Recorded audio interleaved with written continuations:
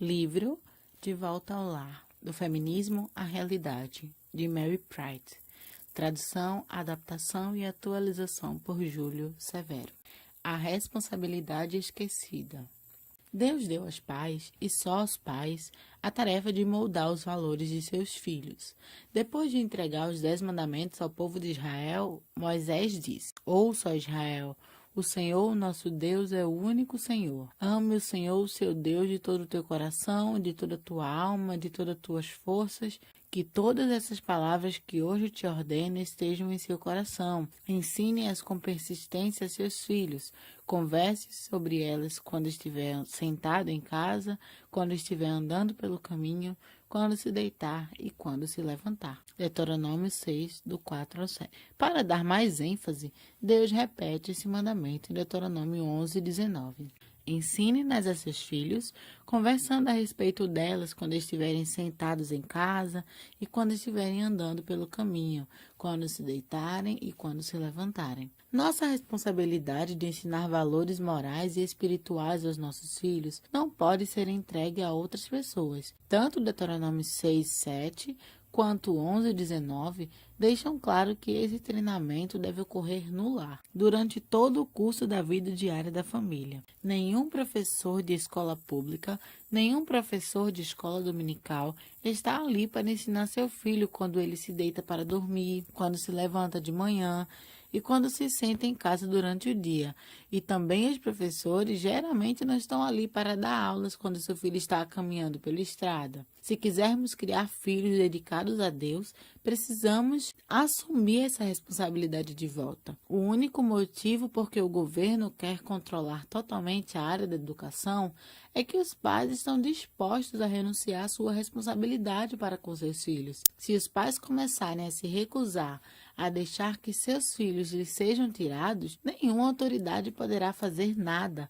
Nós somos em maior número e, além disso, temos o poder de voto. Por outro lado, a ideia de colocar as crianças de 6 anos para baixo em escolas foi criada especialmente para os casais que estão procurando um jeito de se livrar de seus filhos, sem serem criticados pela sociedade. Se a sociedade continuar nesse rumo, o passo seguinte seria colocar as crianças em instituições de ensino já a partir do nascimento, para que os pais tenham liberdade para seguir seus estilos de vida sem nada para atrapalhá-los, à noite e nos fins de semana.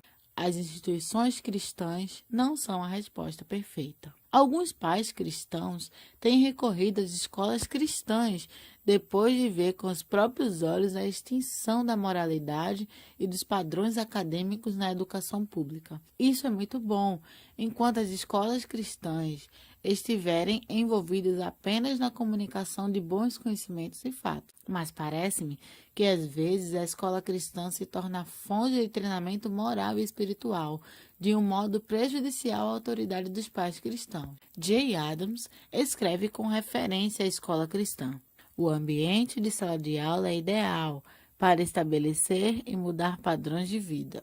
Isso muito preocupa a nós que acreditamos que só os pais devem estabelecer e mudar os padrões de vida dos próprios filhos. Se o professor tentar mudar meu filho, ele estará assumindo minha autoridade, talvez para mudar os próprios valores que estou tentando implantar no meu filho. Sem perceber, Adams está convidando os professores a subverter a autoridade dos pais. Se o professor não ajudar seus estudantes a desenvolver novos padrões e mudar os errados, e assim influenciar as atividades da criança, tanto dentro como fora do ambiente escolar, os padrões errados de fora exercerão uma influência nociva dentro da sala de aula. Não há escapatória. A posição do professor deve ser ataque ou seja atacado. Adams não está dizendo que o professor deve se dirigir aos pais e pedir sua ajuda, mas que ele deve atacar o que ele vê como padrões errados que a criança traz de fora da escola. No entanto,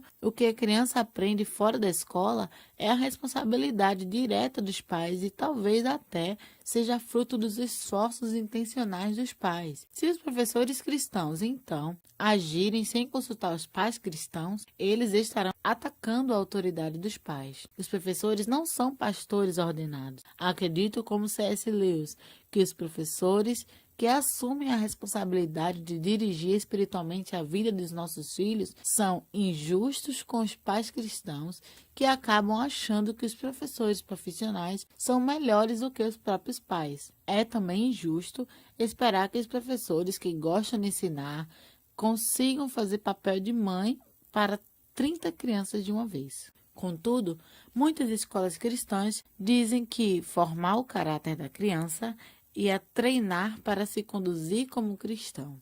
Contudo, muitas escolas cristãs dizem que formam o caráter da criança e a treinam para se conduzir como cristão. Mas o fato mesmo é que essa tarefa não compete a escola nenhuma, a não ser que seu alvo seja alcançar crianças de pais descrentes. Nós, mães cristãs, mandamos os nossos filhos para a escola, pelo menos deveríamos mandar os nossos filhos para a escola, para aprenderem a ler, a escrever e, às vezes, para aprenderem a falar uma língua estrangeira, coisas que sentimos que nós mesmas não temos condições de ensiná-los, ou que não temos tempo suficiente para ensinar.